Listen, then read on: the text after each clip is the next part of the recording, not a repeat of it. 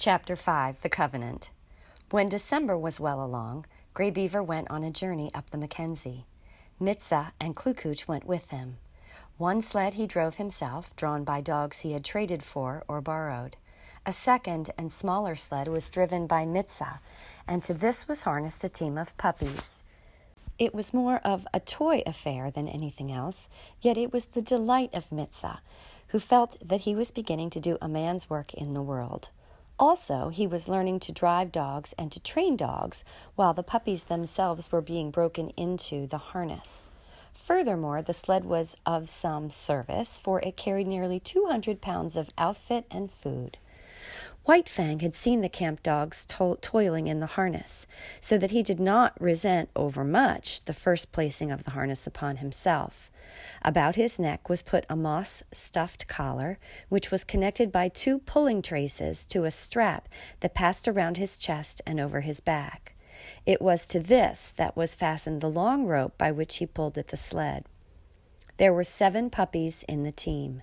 The others had been born earlier in the year and were 9 and 10 months old, while White Fang was only 8 months old. Each dog was fastened to the sled by a single rope. No 2 ropes were of the same length, while the difference in length between any 2 ropes was at least that of a dog's body. Every rope was brought to a ring at the front end of the sled.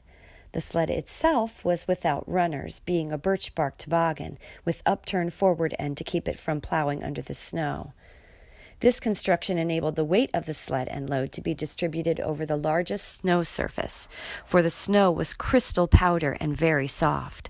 Observing the same principle of widest distribution of weight, the dogs at the ends of their ropes radiated fan fashion from the nose of the sled, so that no dog trod in another's footsteps.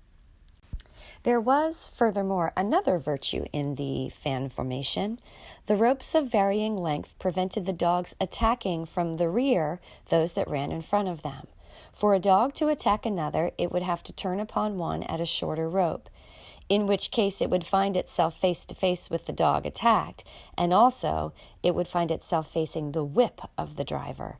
But the most peculiar virtue of all lay in the fact that the dog that strove to attack one in front of him must pull the sled faster, and that the faster the sled traveled, the faster could the dog attacked run away. Thus, the dog behind could never catch up with the one in front. The faster he ran, the faster ran the one he was after, and the faster ran all the dogs. Incidentally, the sled went faster, and thus by cunning in direction did man increase his mastery over the beasts. Mitsa resembled his father, much of whose gray wisdom he possessed. In the past he had observed Lip Lip's persecution of White Fang, but at that time Lip Lip was another man's dog, and Mitsa had never dared more than to shy an occasional stone at him. But now Lip Lip was his dog, and he proceeded to wreak his vengeance on him by putting him at the end of the longest rope. This made Lip Lip the leader, and was apparently an honor, but in reality it took away from him all honor, and instead of being bully and master of the pack, he now found himself hated and persecuted by the pack. Because he ran at the end of the longest rope, the dogs had always the view of him running away before them. All that they saw of him was his bushy tail and fleeing hind legs, a view far less ferocious and intimidating than his bristling mane and gleaming fangs. Also, dogs being so constituted in their mental ways, the sight of him running away gave desire to run after him and a feeling that he ran away from them. The moment the sled started, the team took after Lip Lip in a chase that extended throughout the day. At first he had been prone to turn upon his pursuers, jealous of his dignity and wrathful, but at such times Mitsa would throw the stinging lash of the 30-foot caribou gut whip into his face and compel him to turn tail and run on. Lip Lip might face the pack, but he could not face the whip, and all that was left him to do was to keep his long rope taut and his flanks ahead of the teeth of his mates. But a still greater cunning lurked in the recesses of the Indian mind. To give point to unending pursuit of the leader, Mitsa favored him over the other dogs. These favors aroused in them jealousy and hatred. In their presence, Mitsa would give him meat and would give it to him only. This was maddening to them. They would rage around just outside the throwing distance of the whip, while Lip Lip devoured the meat and Mitsa protected him. And when there was no meat to give, Mitsa would keep the team at a distance and make believe to give meat to Lip Lip. White Fang took kindly to the work. He had traveled a greater distance than the other dogs in the yielding of himself to the rule of the gods, and he had learned more thoroughly the futility of opposing their will. In addition, the persecution he had suffered from the pack had made the pack less to him in the scheme of things, and man more. He had not learned to be dependent on his kind for companionship. Besides, Kichi was well nigh forgotten, and the chief outlet of expression that remained to him was in the allegiance he tendered the gods he had accepted as masters. So he worked hard, learned discipline, and was obedient. Faithfulness and willingness characterized his toil. These are essential traits of the wolf and the wild dog when they have become domesticated, and these traits White Fang possessed in usual measure. A companionship did exist between White Fang and the other dogs, but it was one of warfare and enmity. He had never learned to play with them. He knew only how to fight, and fight with them he did, returning to them 100-fold the snaps and slashes they had given him in the days when Lip Lip was leader of the pack.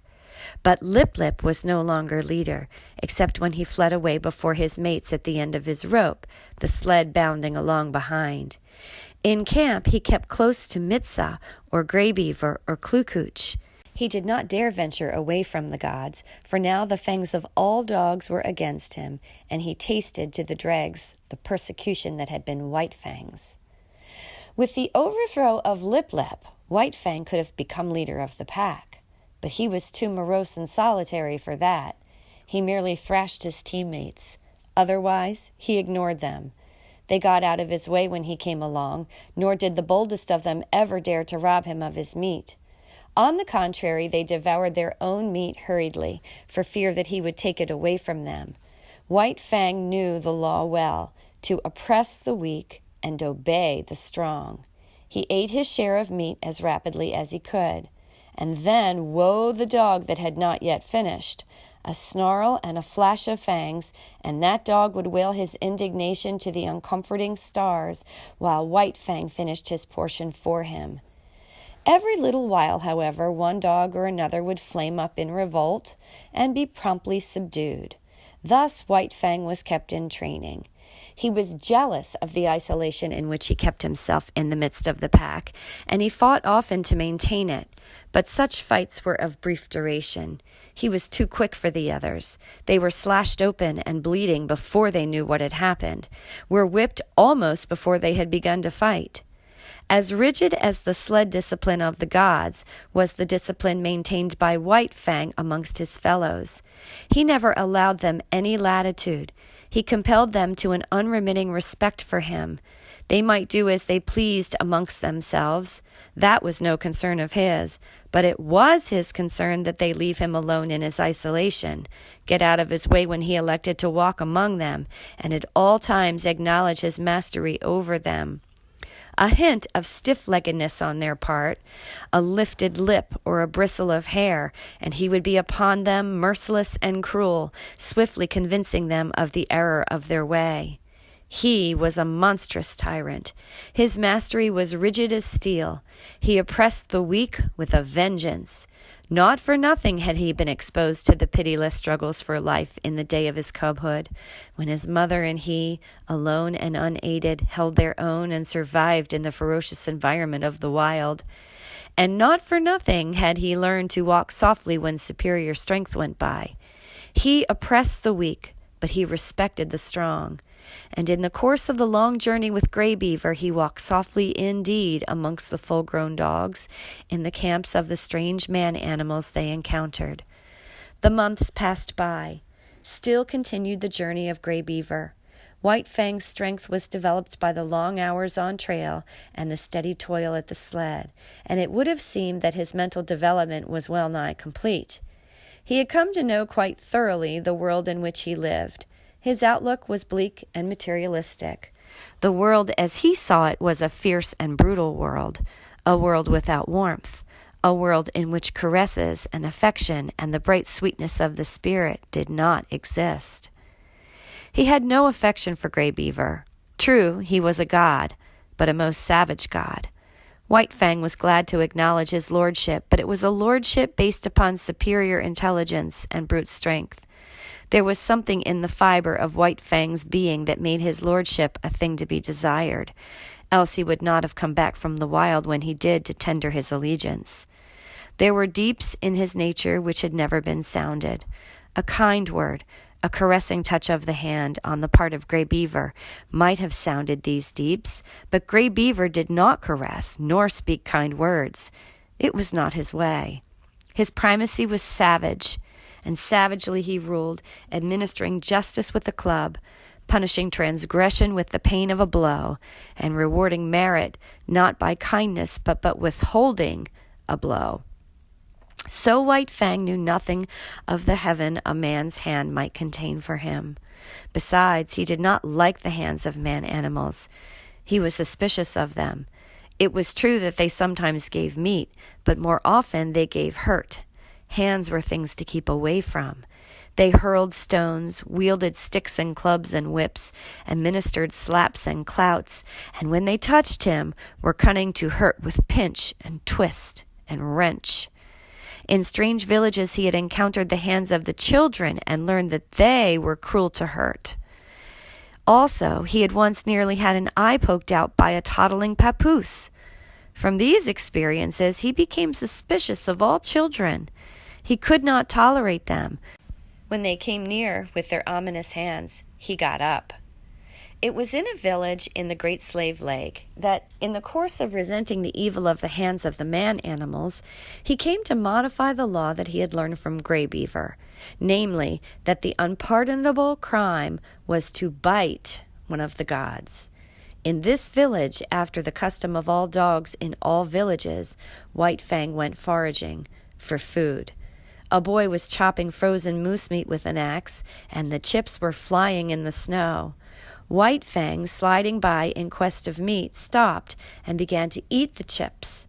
He observed the boy lay down the axe and take up a stout club. White Fang sprang clear, just in time to escape the descending blow. The boy pursued him, and he, a stranger in the village, fled between two teepees to find himself cornered against a high earth bank. There was no escape for White Fang. The only way out was between the two teepees, and this the boy guarded. Holding his club prepared to strike, he drew in on his cornered quarry. White Fang was furious. He faced the boy, bristling and snarling, his sense of justice outraged. He knew the law of forage. All the wastage of meat, such as the frozen chips, belonged to the dog that had found it. He had done no wrong, broken no law, yet here was this boy preparing to give him a beating. White Fang scarcely knew what happened. He did it in a surge of rage, and he did it so quickly that the boy did not know either.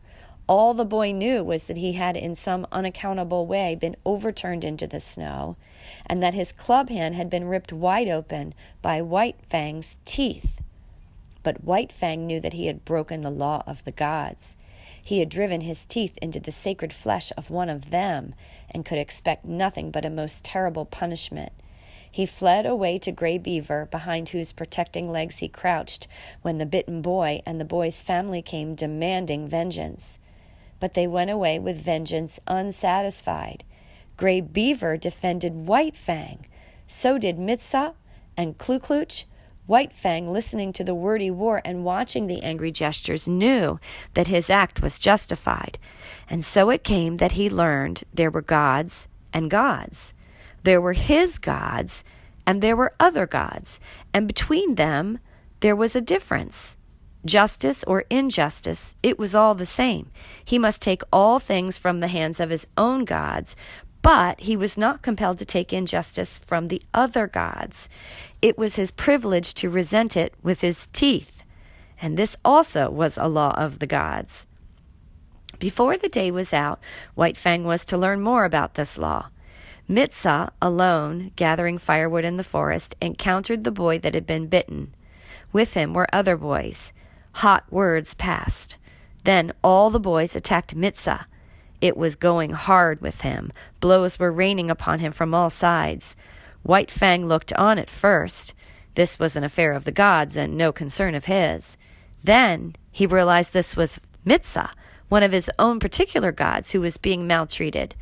It was no reasoned impulse that made White Fang do what he did then. A mad rush of anger sent him leaping in amongst the combatants.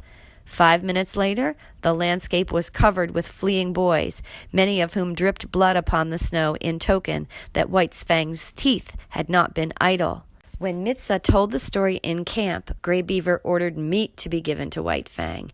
He ordered much meat to be given, and White Fang, gorged and sleepy by the fire, knew that the law had received its verification. It was in line with these experiences that White Fang came to learn the law of property and the duty of the defense of property. From the protection of his god's body to the protection of his god's possessions was a step, and this step he made. What was his god's was to be defended against all the world, even to the extent of biting other gods. Not only was such an act sacrilegious in its nature, but it was fraught with peril. The gods were all-powerful, and a dog was no match against them, yet White Fang learned to face them, fiercely belligerent and unafraid.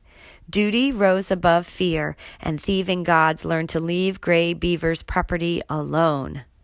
One thing in this connection White Fang quickly learnt, and that was that a thieving god was usually a cowardly god and prone to run away at the sounding of the alarm. Also, he learned that but brief time elapsed between his sounding of the alarm and Gray Beaver coming to his aid.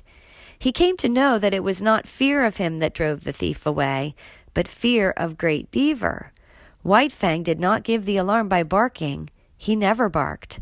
His method was to drive straight at the intruder and to sink his teeth in if he could. Because he was morose and solitary, having nothing to do with the other dogs, he was unusually fitted to guard his master's property, and in this he was encouraged and trained by Gray Beaver. One result of this was to make White Fang more ferocious and indomitable, and more solitary. The months went by, binding stronger and stronger the covenant between dog and man. This was the ancient covenant that the first wolf that came in from the wild entered into with man. And, like all succeeding wolves and wild dogs that had done likewise, White Fang worked the covenant out for himself. The terms were simple. For the possession of a flesh and blood god, he exchanged his own liberty. Food and fire, protection and companionship were some of the things he received from the god. In return, he guarded the god's property, defended his body, worked for him, and obeyed him. The possession of a god implies service. White Fang's was a service of duty and awe, but not of love. He did not know what love was. He had no experience of love. Kichi was a remote memory. Besides, not only had he abandoned the wild and his kind when he gave himself up to man, but the terms of the covenant were such that if ever he met Kichi again, he would not desert his god to go with her. His allegiance to man seemed somehow a law of his being greater than the love of liberty, of kind and kin.